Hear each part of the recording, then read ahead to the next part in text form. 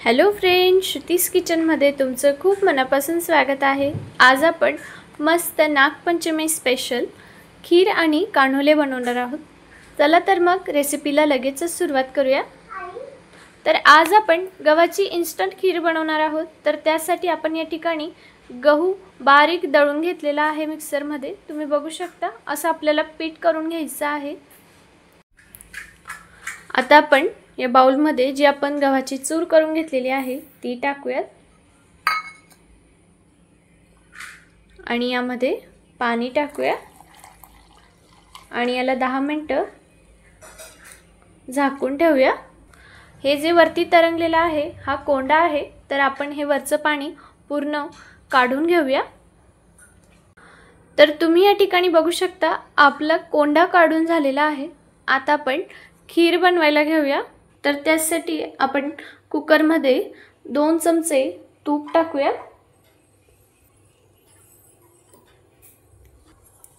तूप छान वितळून घ्यायचं आहे।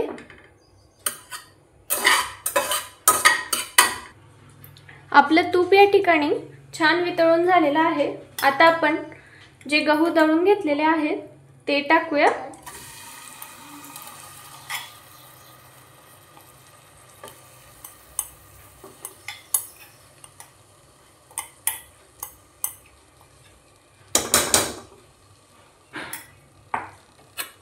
आता याला छान असं परतून घेऊया।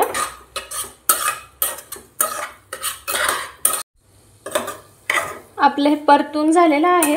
आता आपण यामध्ये पाणी टाकूया। तर आता आपण यामध्ये 2 वाट्या पाणी टाकणार आहोत।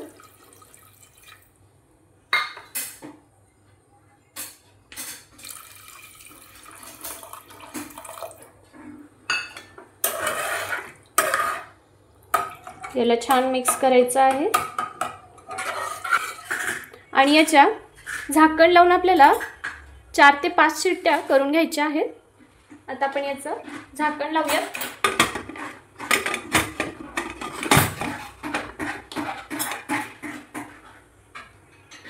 याच्या 4 ते 5 शिट्ट्या करून घेऊया। आपले कुकरचे शिट्ट्या होत आहेत तोवर आपण कान्होल्यांसाठी लागणारे पीठ मळून घेऊया। तर या ठिकाणी आपण गव्हाचं पीठ घेतलेलं आहे 1 वाटी। आता आपण यामध्ये थोडंसं मीठ टाकूया। 1 चमचा भर आपण यामध्ये तेल टाकूया। तेल नसेल वापरायचं तर तुम्ही तूप वापरलं तरी देखील चालेल। आता आपण याला मिक्स करून घेऊया आणि याचा आपल्याला जसं आपण पोळ्यांसाठी पीठ मळून घेतो तसा गोळा तयार करून घ्यायचा आहे। तसं याला मळून घ्यायचं आहे। थोडं थोडं पाणी टाकून मळून घेऊया।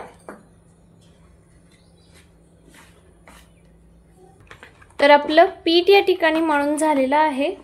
आता आपण यावर थोडंसं तेल टाकूया आणि याला परत एकदा थोडंसं मळून घेऊया।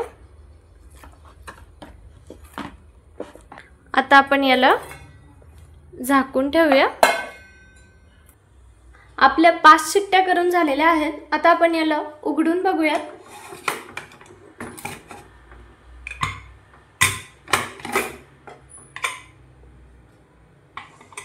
तर तुम्ही बघू शकता आपल्या खिरीसाठी जो गहू आहे तो छान असा शिजून झालेला आहे। मस्त गाळ झालेला आहे याचा, तुम्ही बघू शकता। आता आपण गॅस चालू करूया। आता आपण यामध्ये गूळ टाकूया। गूळ आपला 1 वाटीभर किसून घेतलेला आहे। आपण सुरुवातीला अर्धा टाकूया, त्याला छान मिक्स करूया, मग उरलेला अर्धा टाकूया। आता आपण यामध्ये उरलेला अर्धा गूळ टाकूया। या ठिकाणी गूळ किसून घेतलेला आहे।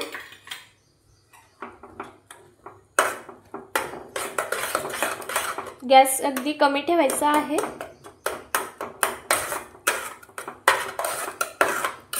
आता आपल्याला यामध्ये बदामाचे तुकडे टाकायचे आहेत।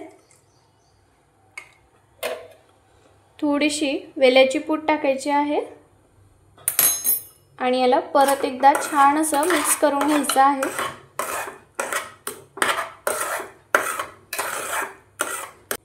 तर आता आपण यामध्ये थोडंसं गरम केलेलं दूध टाकूया। थंड दूध यामध्ये टाकायचं नाहीये, गरम केलेलंच दूध टाकायचं आहे। 1-2 मिनिटं याला असंच मिक्स करून घ्यायचं आहे।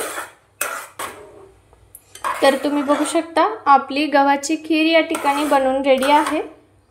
आता आपण याचा गॅस बंद करूया आणि याला साईडला ठेवूया। तर आता आपण कानुले बनवायला घेऊया। तर आपलं पीठ या ठिकाणी मरून झालेलं आहे।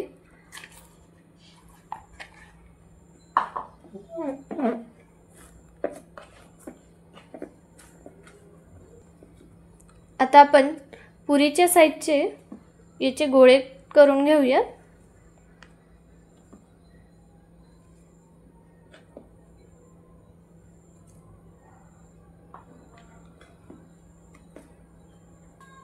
आता आपल्याला हे गोळ्याला पीठ लावून लाटून घ्यायचं आहे।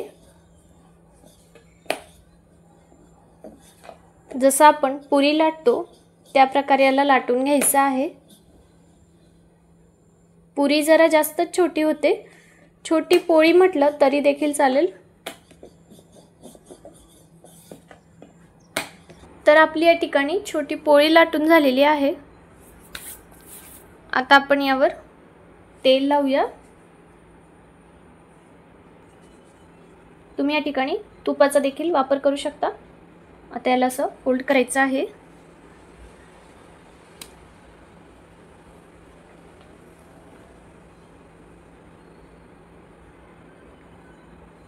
याच्या वरूनही आपल्याला तेल लावून घ्यायचं आहे। असेच आपल्याला कानुले तयार करून घ्यायचे आहेत। आता आपण कानुले स्टीम करून घेऊया।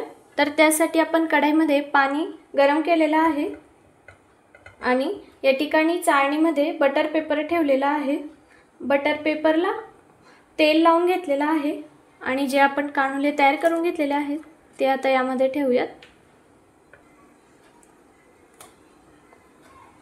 आता आपण यावर झाकण ठेवूया आणि याला 15 मिनिटं वाफवून घेऊया। तर फ्रेंड्स आपले 15 मिनिटं झालेले आहेत। आता आपण याला चेक करून घेऊया। तर तुम्ही बघू शकता आपले कानुले या ठिकाणी वाफवून झालेले आहेत। आता आपण यांना प्लेटमध्ये काढून घेऊयात। तर फ्रेंड्स तुम्ही बघू शकता आपले मस्त असे खीर आणि कानुले बनवून रेडी आहेत। ह्या नागपंचमीला तुम्ही देखील नक्की बनवा, खूप छान लागते ही खीर खायला, सोबत कानुले देखील। तुम्ही सुद्धा नक्की ट्राय करा। तुम्हाला ही रेसिपी कशी वाटली हे कमेंटमध्ये सांगायला विसरू नका आणि सोबतच व्हिडिओला लाईक नक्की करा आणि चॅनलला सबस्क्राईब करायला विसरू नका। भेटूया अशाच एका नवीन रेसिपी सोबत। धन्यवाद।